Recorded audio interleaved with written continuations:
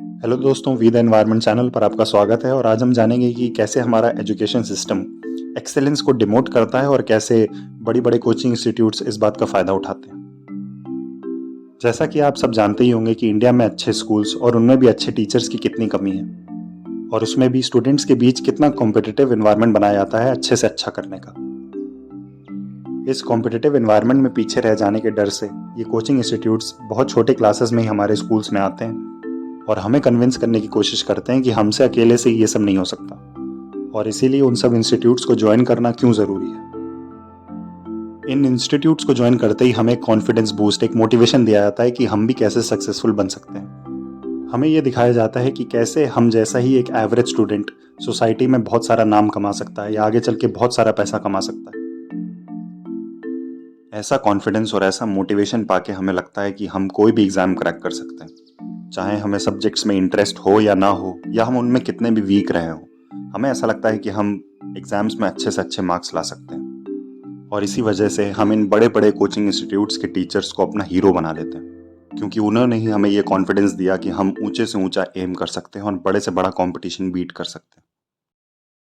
लेकिन इन सब के बीच हम एक बहुत ज़रूरी बात भूल जाते हैं कि इन सभी एग्ज़ाम्स का सक्सेस रेट 1% से भी कम है।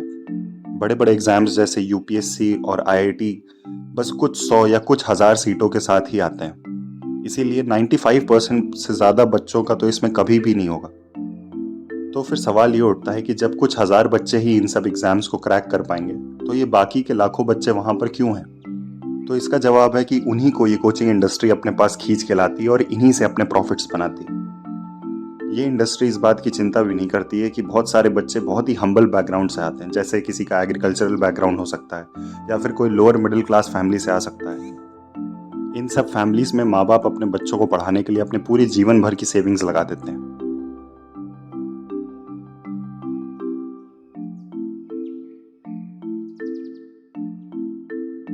और बच्चे अपना सबसे कीमती समय, अपनी यूथ का सबसे prime time from 15-16 years age to 25-26 years इन्हीं सब कोचिंग इंस्टीट्यूट्स में कई कई साल प्रिपरेशन करते हुए बिता देते हैं। और फाइनली सक्सेस ना मिलने पर एंजाइटी और डिप्रेशन जैसे प्रॉब्लम्स बच्चों में देखने को मिलते हैं, और कुछ बच्चे सुसाइड जैसा स्टेप भी उठा लेते हैं।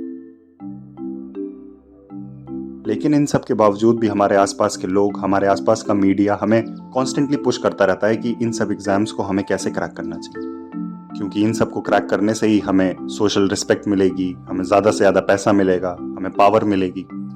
जैसे कि सारे के सारे एजुकेशन का जो एम है वो सिर्फ पैसे कमाना है या किसी बड़ी से बड़ी कंपनी में जॉब करना है, ना कि कोई चीज़ सीखना।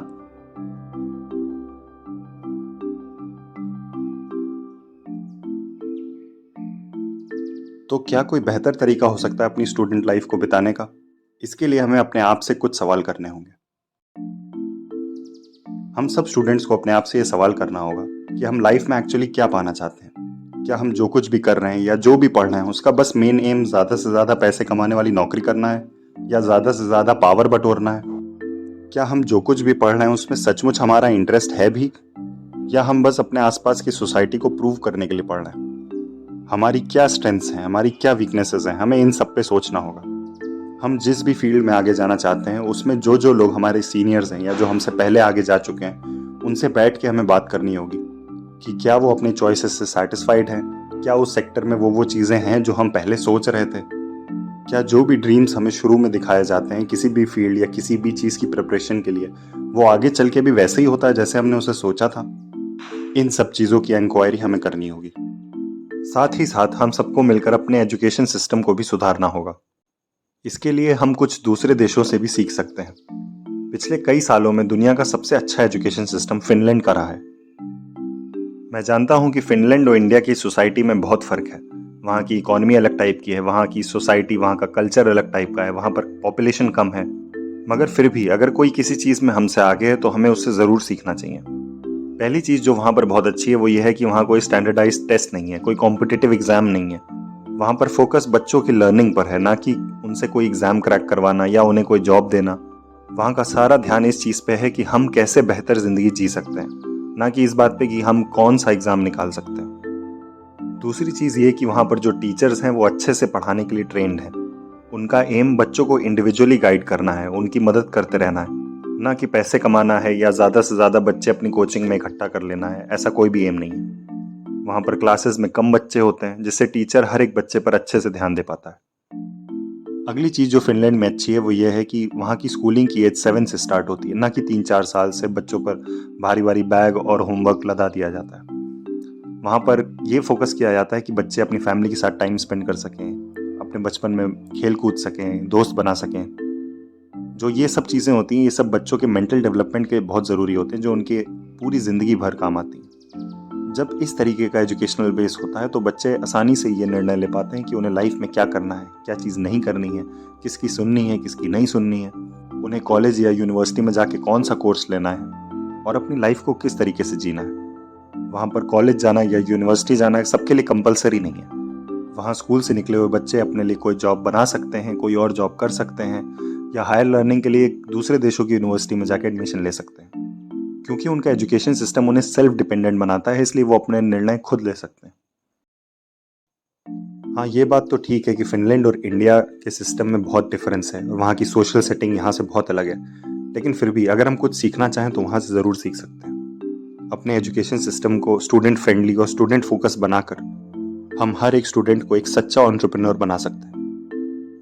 और एंटरप्रेन्योर केवल बिजनेस के सेंस में नहीं, बल्कि इस सेंस में कि हर एक स्टूडेंट अपनी वीकनेसेस, अपनी स्ट्रेंथ्स को अच्छे से जानता हो, उसे अपने इंटरेस्ट्स का अच्छे से पता हो, उसे ये पता हो कि उसे लाइफ में एक्चुअली क्या करना है और वो ये सब जानते हुए अपनी और समाज की दोनों की भलाई कर सके। इसीलिए सभी स्टूडेंट्स और उनके पेरेंट्स से मेरी यही रिक्वेस्ट है कि वो इस स्कूल, कोचिंग और कॉम्पिटिटिव एनवायरनमेंट के बाहर निकलकर ज़रा सा सोचें, ताकि हम सब स्टूडेंट्स की ज़िंदगी और बेहतर बन सके। Thanks for watching the video और आप अपने कमेंट्स नीचे कमेंट बॉक्स में लिख सकते हैं। आई होप कि आज की वीडियो से आपने ज़रूर कुछ ना कुछ सीखा होगा। Thank you.